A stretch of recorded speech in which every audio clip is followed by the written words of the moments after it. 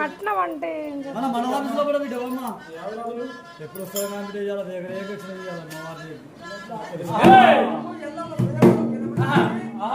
అడ్డం కదా